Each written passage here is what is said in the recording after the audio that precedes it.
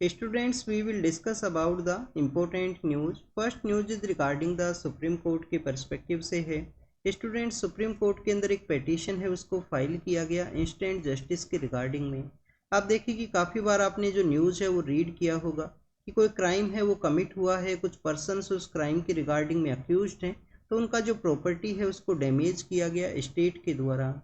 Students, अगर हम state के पर्सपेक्टिव से डिस्कस करें तो आपको हमारे कॉन्स्टिट्यूशन का जो आर्टिकल 12 है उसके बारे में पता होना चाहिए। स्टेट को वहाँ पे डिफाइन किया गया है। फंडामेंटल राइट का ये फर्स्ट आर्टिकल है पार्ट 3 के अंदर में। और आप देखिए कि जो डीपीएसपी का जो फर्स्ट आर्टिकल है, डीपीएसपी जो पार्ट 4 के अंदर है, आर्टिकल 36, जो आपको सिमिलर डेफिनेशन है वो देखने के लिए मिलेगा स्टेट का वहाँ पे भी।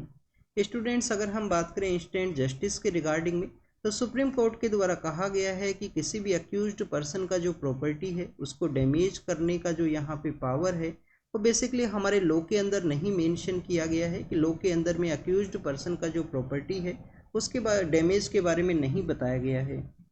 अगर हम लीगल प्रोसेस के जो प्रिजम्पशन ऑफ इनोसेंस के पर्सपेक्टिव से डिस्कस करें, तो आप देखिए कि जो अक्यूज्ड पर्सन है उसको इनोसेंट है वो माना जाता है जब तक कि वो गिल्टी रूप से प्रूव ना हो किसी भी केस के अंदर में।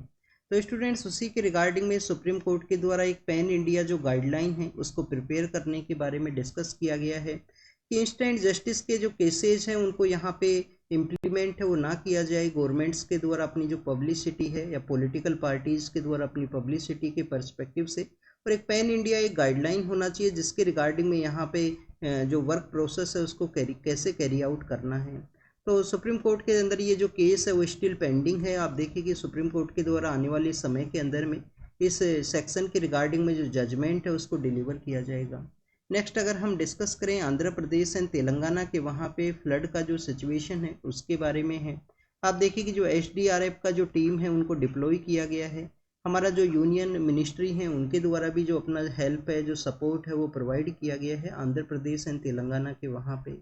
स्टूडेंट्स, अगर हम रिवर के पर्सपेक्टिव से डिस्कस करें, तो जो कृष्णा रिवर है उसके अंदर में वाटर है उसका जो एक्सेसिबिलिटी है वो हायर देखने के लिए मिला है, उसकी कैपेसिटी से जो ज़्यादा वाटर कैरी किया गया है, जिसकी वजह से आप देखिए फ्लड का जो सिचुएशन विजयवाड़ा का जो एरिया है वहाँ पे ये क्रिएट हुआ है। स्टूडेंट्स, अगर हम कृष्णा रिवर के पर्सपेक्टिव से डिस्कस करें तो आप देखिए कि इंडिया का आपको थर्ड लार्जेस्ट जो रिवर है वो आपको देखने के लिए मिलेगा।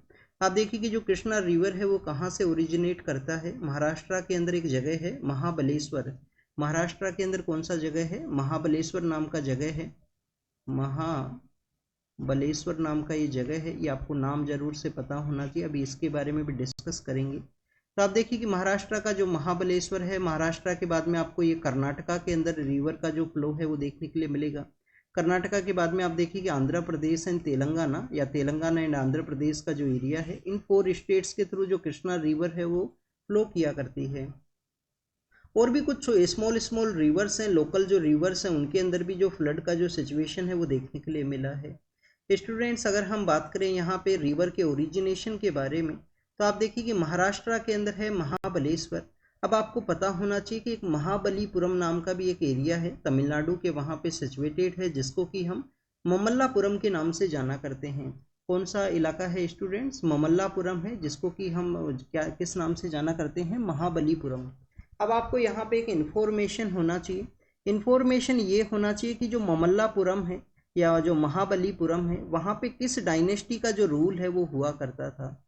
किस डायनेस्टी का जो रूल है वो हुआ करता था। हमारा जो मेडिवल का जो फर्स्ट पार्ट है, मेडिवल का जो फर्स्ट पार्ट है 7th एंड 8th सेंचुरी, या काफ़ी बार इसको हिस्टोरियंस एंशंट हिस्ट्री का जो लेटर पार्ट है उसके रूप से भी डिफाइन करते हैं। तो उस समय का एक डायनेस्टी है उसके द्वारा वहाँ पे रूल किया गया था ममल्लापुरम, जो ममल्ला नाम का निकनेम है एक उनके ही रूलर के हुआ करता था। तो ये आपका होमवर्क है कि जो महाबलीपुरम है वहाँ पे कौन सा डायनेस्टी है वो रूल किया करती है। सेंट्रल वाटर कमीशन के पर्सपेक्टिव से है। आप देखिए कि केरल के अंदर एक इडुक्की डिस्ट्रिक्ट है जो कि हाईलैंड का एरिया आपको देखने के लिए मिलेगा, जहाँ पे इराविकुलम नेशनल पार्क है वो भी सिचुएटेड है। तो स्टूडेंट्स, वहाँ पे 2 रिवर्स हैं वो फ्लो करती हैं, जिनको कि हम मुलियार एंड पेरियार रिवर के नाम से जाना करते हैं।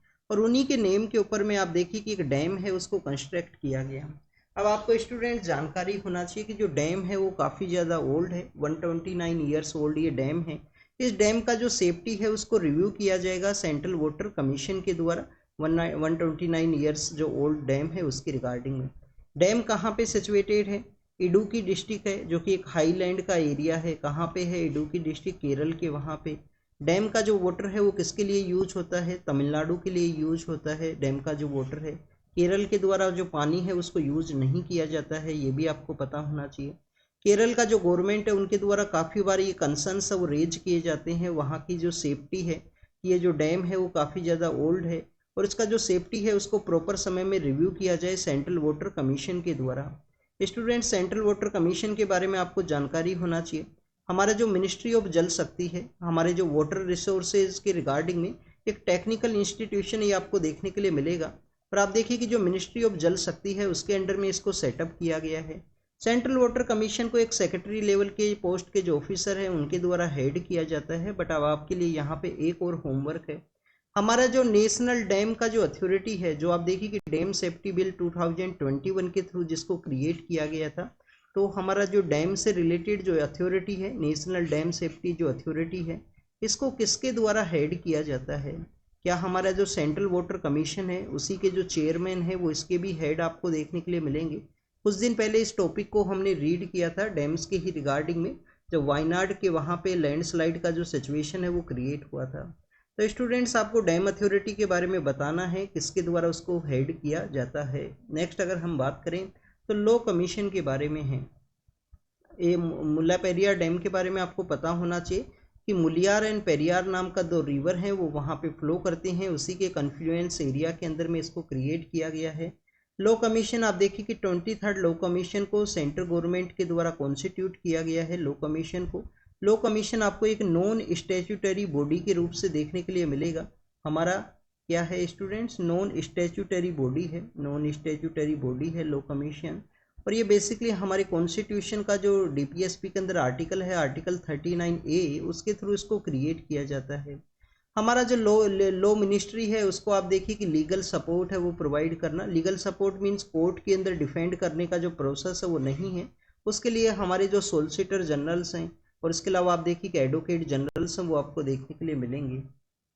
सॉरी स्टूडेंट्स, एडवोकेट जनरल नहीं, attorney general of India. Advocate general तो आपको बेसिकली स्टेट के अंदर देखने के लिए मिलते हैं, जिनके द्वारा स्टेट को डिफेंड किया जाता है कोर्ट के अंदर में।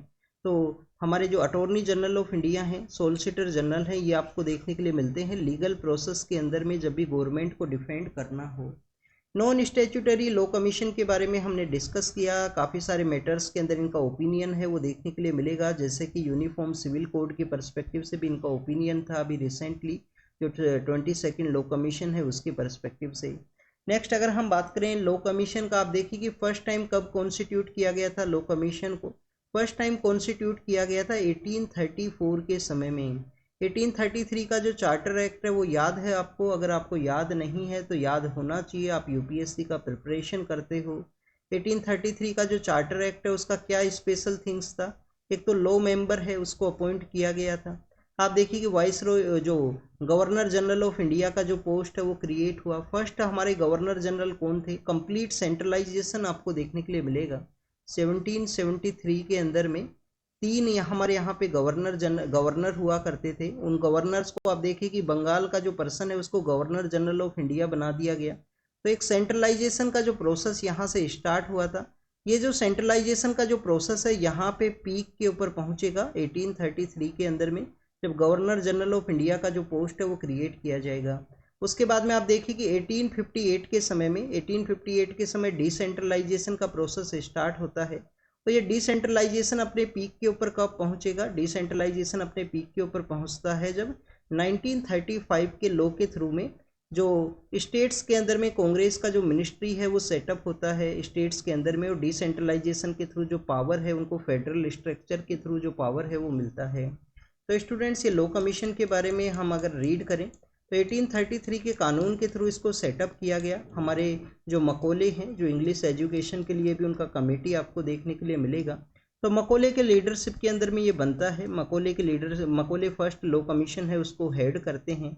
इंडिपेंडेंस के बाद में 1955 के समय में MC सेतलवाड नाम के जो पर्सन है उनके द्वारा लो कमीशन है उसको हेड किया गया था। फर्स्ट लो कमीशन को आफ्टर द इंडिपेंडेंस किसके द्वारा हेड किया गया था? MC सेतलवाड नाम के पर्सन है, MC सेतलवाड नाम के पर्सन है उनके द्वारा। स्टूडेंट्स अगर हम डिस्कस करें लो मेंबर के ही बारे में तो आप देखिए कि वाइसरॉय का जो एग्जीक्यूटिव काउंसिल हुआ करता था उसके अंदर 1909 के समय में जो मोर्ले मिंटो कानून है, मोर्ले मिंटो कानून के थ्रू आप देखिए कि 1909 के समय में आपको एक पर्सन है SP सिन्हा। SP सिन्हा कौन है? सचिंद्र प्रसाद सिन्हा नाम के पर्सन है, उनको एज ए लीगल मेंबर के रूप से ही ऐड किया गया था वाइसरॉय के एग्जीक्यूटिव काउंसिल के अंदर में। तो ये भी आपको पता होना चाहिए, नॉन स्टैट्यूटरी ये कमीशन है, लो कमीशन हमारा। नेक्स्ट अगर हम बात करें, आप देखिए कि जो चॉकलेट के प्रोडक्शन के लिए, चॉकलेट को मैन्युफैक्चर करने के लिए कोको है, आप देखिए कि उसके जो प्लांट्स हैं उनका काफ़ी ज़्यादा इम्पोर्टेंट रोल है। तो स्टूडेंट्स हार्श क्लाइमेटिक कंडीशन की वजह से जो हमारे क्लाइमेट का जो इम्पैक्ट है वो इसकी प्रोडक्शन, कोको का जो प्रोडक्शन है उसके ऊपर भी देखने के लिए मिलता है। आप देखिए कि पपाया को आपने देखा होगा, पपीता को आपने देखा होगा, तो पपीता की तरह ही आपको इसका जो ये बेसिकली जो फ्रूट है वो देखने के लिए मिलता है। और बाद में चॉकलेट है वो इनसे प्रोड्यूस किया जाता है, चॉकलेट का जो प्रोडक्शन है वो आपको देखने के लिए मिलता है। कौन से कंट्रीज है जहाँ पे सबसे ज़्यादा इसका जो प्रोडक्शन आपको देखने के लिए मिलेगा?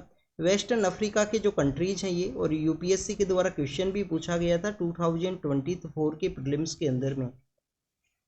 स्टूडेंट्स घाना नाम का एक कंट्री है वेस्टर्न अफ्रीका के वहाँ पे, और आप देखिए कि घाना को ही, इस घाना के साथ ही बॉर्डर शेयर करता है आइवेरी कोस्ट का जो कंट्री है। आइवेरी कोस्ट का जो कंट्री है और घाना है, ये बेसिकली यहाँ पे मेजर प्रोड्यूसर हैं, कोको का जो मेजर प्रोड्यूसर के रूप से आपको देखने के लिए मिलेगा। हार्श क्लाइमेटिक कंडीशन की वजह से सपोज कीजिए इक्वेटर है, सपोज कीजिए इक्वेटर है, इक्वेटर के 20 डिग्री नॉर्थ एंड 20 डिग्री जो साउथ का जो एरिया है, यहाँ पे जो कोको का जो प्रोडक्शन आपको देखने के लिए मिलेगा। इंडिया के अंदर में जो आंध्र प्रदेश के अंदर में वेस्ट गोदावरी जो डिस्ट्रिक्ट है वहाँ पे इसका जो प्रोडक्शन है वो काफ़ी ज़्यादा देखने के लिए मिलता है, कोको का जो प्रोडक्शन है। तो ये कोकोज के बारे में था, चॉकलेट मैन्युफैक्चरिंग के बारे में है। साइंटिस्ट के द्वारा इंडोर वे में जो कोको का जो प्रोडक्शन है, जो ग्रोइंग है, उसको स्टार्ट किया गया है, जिससे कि जो चॉकलेट सेक्टर के अंदर इन्फ्लेशन है उसको कंट्रोल किया जा सके। ये काफ़ी बार न्यूज़ के अंदर हुआ करता है, आपको पता होना चाहिए। हमारे PM सर हैं वो ब्रुनई एंड सिंगापुर के वहाँ पे विजिट के लिए जाएंगे और उनके द्वारा कुछ डिस्कशंस है वो भी किया जाएगा इंडिया का जो डिप्लोमेटिक इंगेजमेंट्स है उसके पर्सपेक्टिव से। तो स्टूडेंट्स ब्रुनई के पर्सपेक्टिव से अगर हम डिस्कस करें तो आप देखिए कि जब हम काफ़ी बार एक टर्म को रीड करते हैं, इंडो पैसिफिक को हम रीड करते हैं, तो इंडो पैसिफिक का जो सेंट्रल पार्ट है वहाँ पे ये सिचुएटेड है, ब्रुनई नाम का जो कंट्री है। उसी के नियर बाई एरियाज़ के अंदर सिंगापुर है वो भी सिचुएटेड है। आपको इनका जो लोकेशन है वो ज़रूर से पता होना चाहिए स्टूडेंट्स कि इनका जो लोकेशन है वो कहाँ पे सिचुएटेड है। और आप देखिए कि साउथ ईस्ट एशिया का अभी एक कंट्री है जिसके द्वारा अपना जो कैपिटल है वो चेंज किया गया था, जकार्ता से उनके द्वारा न्यू संतारा नाम का जो कैपिटल है वो वहाँ पे सेटअप किया गया था। अभी हमने कुछ दिन पहले ही रीड किया था इसके पर्सपेक्टिव से। नेक्स्ट अगर हम बात करें ब्रुनई एंड सिंगापुर के बारे में तो आप देखिए कि ब्रुनई के बारे में यहाँ पे मेंशन किया गया है कि जो बेसिकली वर्ल्ड के जो लॉन्गेस्ट सर्विंग जो मोनार्च है वो वहाँ पे सेटअप है। इंडिया का स्पेस के अंदर कोऑपरेशन, सैटेलाइट के अंदर जो कोऑपरेशन है वो किया जा सके इंडिया एंड ब्रुनई के द्वारा। इसके अलावा आप देखिए कि इंडिया के द्वारा जो क्रूड ऑयल है वो भी इंपोर्ट किया जाता था ब्रुनई से, बट अब आप देखिए कि रसिया के द्वारा काफ़ी सारे कंसेशन के अंदर में जो क्रूड ऑयल है वो इंडिया को प्रोवाइड किया गया है। तो वहाँ पे जो क्रूड ऑयल का जो आपको इंपोर्ट है वो लिटिल बिट डिक्लाइन है वो देखने के लिए मिलता है। ट्रेड पिछले कुछ साल के अंदर में इंडिया एंड ब्रुनई का जो ट्रेड है वो भी डिक्लाइन हुआ है। तो ये इंडिया एंड ब्रुनई के पर्सपेक्टिव से था। अगर हम डिस्कस करें स्टूडेंट्स इंडिया एंड सिंगापुर के रिगार्डिंग में तो आप देखिए कि सेमी कंडक्टर का जो सेक्टर है, हेल्थ का जो सेक्टर है, और सिंगापुर इंडिया का 6th लार्जेस्ट जो ट्रेडिंग पार्टनर है वो आपको देखने के लिए मिलेगा। सिंगापुर जो है इंडिया का 6th लार्जेस्ट जो ट्रेडिंग पार्टनर है। आसियान के अंदर में फर्स्ट आपको लार्जेस्ट ट्रेडिंग पार्टनर है वो आपको सिंगापुर ही देखने के लिए मिलता है। और आप देखिए कि आसियान के जो 10 कंट्रीज हैं उसके अंदर में सबसे लोएस्ट के ऊपर कौन है? ब्रुनई आपको सबसे लोएस्ट के ऊपर में जो ट्रेडिंग पार्टनर है वो देखने के लिए मिलेगा। अब PM सर के द्वारा यहाँ पे क्या डिस्कस किया जा सकता है? एक तो 2009 के समय में इंडिया के द्वारा जो आसियान ग्रुप है, आसियान ग्रुप के साथ एक एग्रीमेंट है वो साइन किया गया था, तो उसके अंदर जो टैरिफ है उनको रिड्यूस किया जाए। इंडिया और आसियान का जो एंगेजमेंट है, जो ट्रेड है, उसके अंदर जो टैरिफ है उनको रिड्यूस किया जाए, जिससे कि ट्रेड को यहाँ पे बूस्ट किया जा सके और इंडिया और ब्रुनई का जो ट्रेड है वो बूस्ट हो सके। क्रूड ऑयल का जो इंडिया के द्वारा इंपोर्ट किया जाता है वो इंपोर्ट अभी नहीं है, तो किसी दूसरे एरियाज़ के अंदर जो इंगेजमेंट है वो हो, जिसमें सैटेलाइट है, इलेक्ट्रॉनिक का जो सेक्टर है, तो उन सभी के बारे में यहाँ पे डिस्कस किया जाएगा। ब्रुनई के द्वारा आप देखिए कि इंडोनेशिया है, Malaysia, Singapore, Philippines and Vietnam, वो भी इसके नियर बाई एरियाज़ के अंदर ही सिचुएटेड हैं। वियतनाम के आसियान के बारे में अगर हम डिस्कस करें तो 5 कंट्रीज़ के द्वारा 1967 के समय में बैंकॉक डिक्लेरेशन के थ्रू इसको सेटअप किया गया था। इसको याद करने का एक तरीका है, MBBS PTV LIC नाम से एक इसका याद करने का एक तरीका है। आप देखिए कि MBBS PTV एंड LIC को अगर हम डिस्कस करें तो आपको यहाँ पे याद रखना है, M से मलेशिया है, B से यहाँ पे जो म्यांमार है उसका ओल्डर नेम है बर्मा। तो यहाँ पे आपको एक एक्सेप्शन याद रखना होगा कि बी का जो मीनिंग है वो है यहाँ पे म्यांमार। तो आप देखिए कि मलेशिया है, म्यांमार है, ब्रुनई है, सिंगापुर है, फिलीपाइंस है, थाईलैंड है, वियतनाम है, लाओस है, इंडोनेशिया है और कंबोडिया है। ये 10 कंट्रीज़ का ये ग्रुप है आसियान, जो कि लेटर फेज के अंदर सेटअप होता है। 1965 के समय 5 कंट्रीज़ के द्वारा बनाया गया था। इंडिया के आसियान के साथ में काफ़ी अच्छे रिलेशन है, ट्रेड के पर्सपेक्टिव से भी, कल्चरल पर्सपेक्टिव से भी इम्पोर्टेंट रिलेशन है वो आपको देखने के लिए मिलेंगे। अब यहाँ पे स्टूडेंट डिस्कस किया गया है, अभी चाइना का जो मीटिंग है वो अफ्रीकन कंट्रीज़ के साथ में है। चाइना अफ्रीका फोरम का जो मीटिंग है वो चल रहा है प्रेजेंट समय के अंदर में। तो उस मीटिंग का इंडिया को किस तरीके से कंसर्न्स को रेज करने का ज़रूरत है, इंडिया का अफ्रीकन कंट्रीज़ में जो इंगेजमेंट है वो किस तरीके से है, उसके बारे में यहाँ पे डिस्कशन है। स्टूडेंट्स, चाइना इंडिया के पर्सपेक्टिव चाइना और अफ्रीकन कंट्रीज़ के पर्सपेक्टिव से अगर हम डिस्कस करें तो आप देखिए कि 9th फोरम मीटिंग है, 9th फोरम मीटिंग है। इसके अंदर में अफ्रीका के जो कंट्रीज हैं वो काफ़ी सारी प्रॉब्लम्स को फेस कर रहे हैं प्रेजेंट समय के अंदर में, जैसे कि इन्फ्लेशन रेट काफ़ी ज़्यादा हाई है, करेंसी का डेप्रिसिएशन है वहाँ पे, हैवी डेप्थ का जो बर्डन है, होती रिबेलियंस का जो अटैक है रेड सी के एरिया के अंदर में, होती रिबेलियंस का भी एक जो पिलर है इम्पैक्ट के रूप से आपको देखने के लिए मिलेगा। तो आप देखिए कि अफ्रीकन कंट्रीज़ के अंदर वहाँ पे वायलेंस का सिचुएशन, पॉलिटिकल अनरेस्ट का जो सिचुएशन, ये भी आपको देखने के लिए मिलेगा काफ़ी सारे कंट्रीज़ के अंदर में। अफ्रीका का एक स्ट्रेटजिक इम्पोर्टेंस है स्टूडेंट्स, अफ्रीका का स्ट्रेटजिक इम्पोर्टेंस इस वजह से है, काफ़ी सारे कंट्रीज़ के लिए ये आपको एक एज ए रॉ मटेरियल का जो सोर्स है वो भी देखने के लिए मिलता है, क्योंकि आप देखिए कि मिनरल्स काफ़ी ज़्यादा हैं अफ्रीका के अंदर, जो मिनरल्स हैं वो काफ़ी ज़्यादा हैं। मिनरल्स के अलावा स्टूडेंट्स वहाँ पे जो कंट्रीज हैं वहाँ पे पॉलिटिकल अनस्टेबिलिटी है, और बिग जो पावर हैं, जो वेस्टर्न पावर्स हैं, उनका रोल है वहाँ पे पॉलिटिकल अनस्टेबिलिटी, मिनरल्स के एक्सट्रैक्शन के रिगार्डिंग में। प्रेजेंट समय में अगर हम डिस्कस करें तो अफ्रीकन ग्रुप के जो लीडर्स हैं, अफ्रीकन यूनियन के जो लीडर्स हैं, उनको आपको one of the summit fatigue है वो आपको देखने के लिए मिलेगा।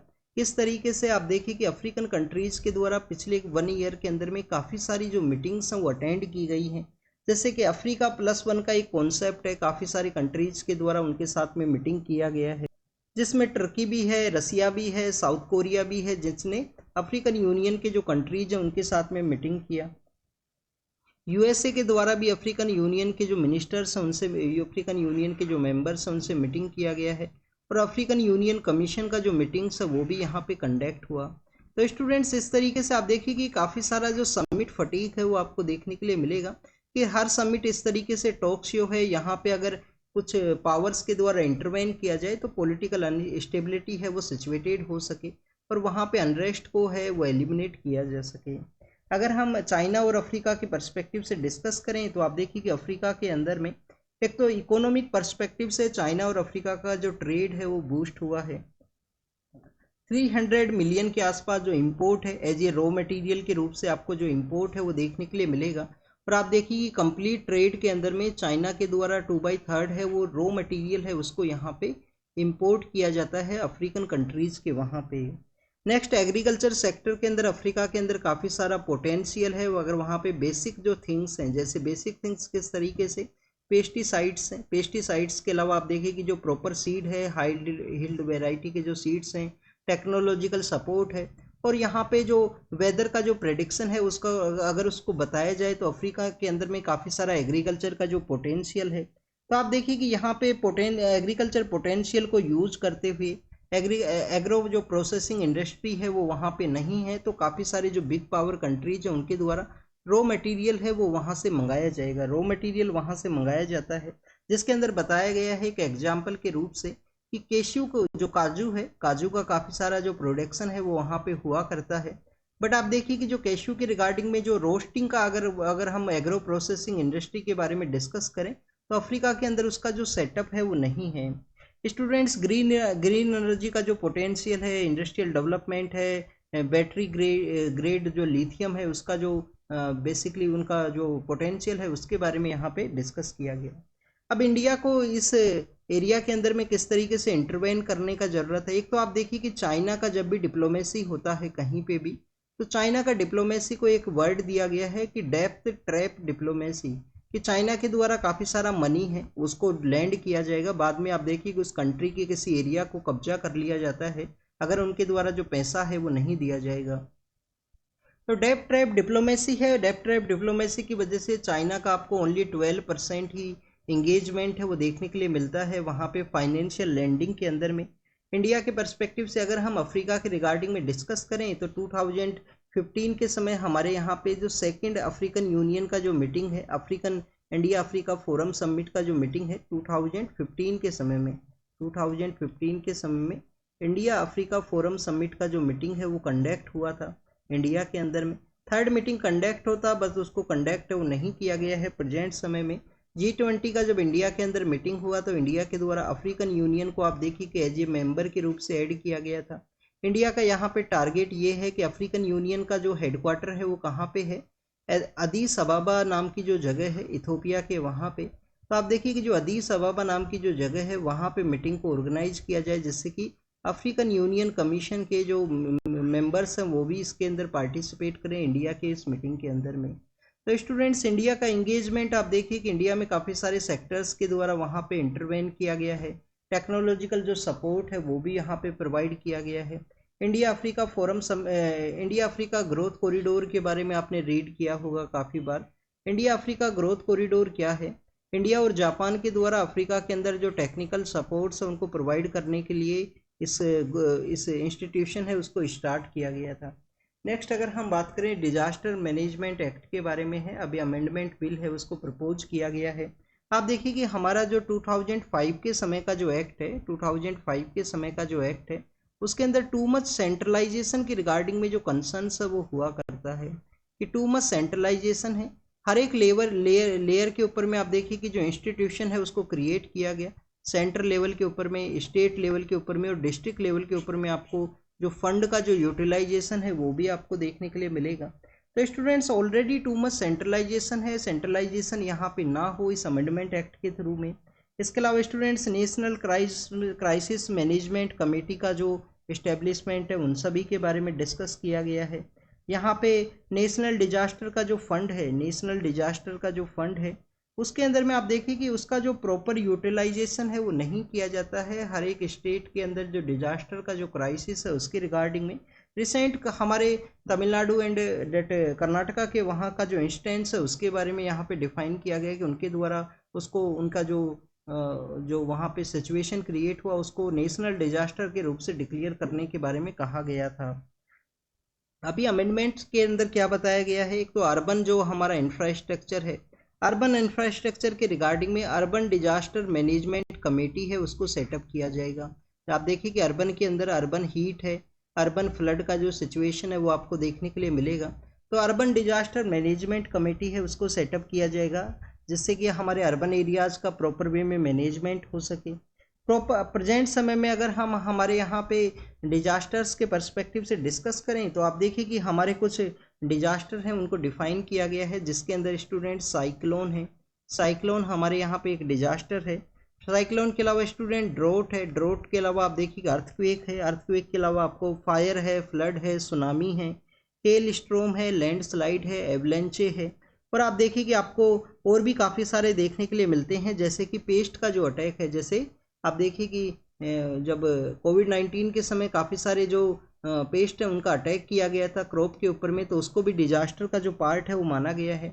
फ्रोस्ट को भी यहाँ पे डिजास्टर का जो पार्ट है वो माना गया है। और स्टूडेंट जो कोल्ड वेव है तो ये डिजास्टर हैं जिनको डिफाइन किया गया। अभी यहाँ पे डिमांड ये था कि जो हीट वेव है उसको भी डिजास्टर के रूप से यहाँ पे इम्प्लीमेंट किया जाए। बट आप देखिए कि हीट वेव को फाइनेंस कमीशन के द्वारा डिनाई कर दिया गया। हमारे यहाँ पे पीक जो 4 to 5 मंथ तो इस तरीके से आपको पीक देखने के लिए मिलते हैं कि जिसके समय में आप देखिए कि हीट वेव का जो कंडीशन है वो बहुत ज़्यादा हुआ करता है। 40+ जो आपको टेम्परेचर है वो आपको देखने के लिए मिलेगा कंट्री के अंदर में। तो हीट वेव को भी डिजास्टर का जो एम्बिट है उसके अंदर में ऐड किया जाए। आप देखिए कि जो लाइटनिंग की वजह से काफ़ी सारे लोगों का डेथ होता है। लाइटनिंग भी जो डिजास्टर है उसका पार्ट नहीं है। लास्ट ईयर पार्लियामेंट के अंदर एक क्वेश्चन है वो पूछा गया था कि जो लाइटनिंग है क्या वो डिजास्टर का जो पार्ट है वो है या नहीं है। तो डिजास्टर का जो पार्ट है उसको यहाँ पे नहीं रखा गया है। तो बेसिक पर्पज़ यही है कि इसके एम्बिट को इंक्रीज किया जाए, मोर डिजास्टर्स उनको ऐड किया जाए, climate change and different conditions के रिगार्डिंग में और भी जो डोमेन्स है वो यहाँ पे ओपन हुए हैं।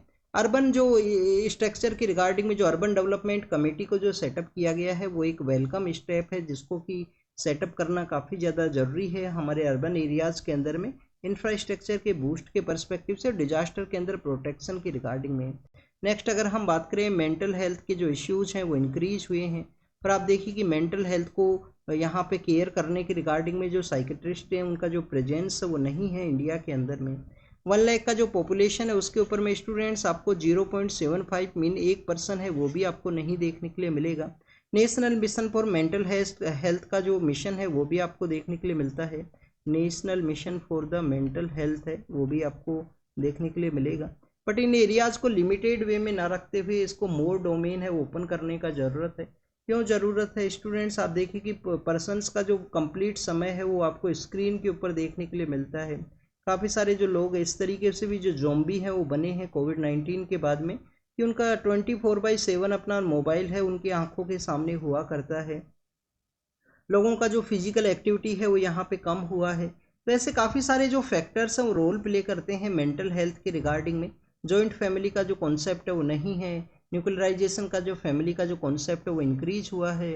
आप देखिए कि डिजिटल जो फ्रेंडशिप है, डिजिटल जो यहाँ पे प्लेटफॉर्म्स है वो डेवलप हुए हैं। तो इनका काफ़ी सारे ऐसे रोल्स हैं जो मेंटल हेल्थ को इम्पैक्ट करते हैं। उन सभी के बारे में यहाँ पे डिस्कशन है। तो इसका जो एम्बिट है उसको इंक्रीज किया जाए। हेल्थ का जो केयर है उसको यहाँ पे इंक्रीज किया जाए। 1 लाख के ऊपर में 1% का एटलीस्ट प्रेजेंस हो। और आप देखिए कि प्रेजेंट समय में केरल के अंदर में काफ़ी अच्छा इंफ्रास्ट्रक्चर है मेंटल हेल्थ के रिगार्डिंग में। नेक्स्ट अगर हम बात करें जर्मन का जो पार्लियामेंट है, जर्मनी का जो पार्लियामेंट है उनके द्वारा सीट्स को डिक्रीज करने के बारे में डिस्कशन है। इलेक्टोरल आर्किटेक्चर के बारे में है मिक्स। वहाँ पे आप देखिए कि मेंबर जो प्रोपोर्शनल रिप्रेजेंटेशन सिस्टम है वो जो जर्मनी के अंदर आपको देखने के लिए मिलेगा। अगर हम बात करें क्या हमारे यूपीएससी के अंदर क्वेश्चंस पूछे जा सकते हैं, एक तो जर्मनी का लोकेशन देख लेना।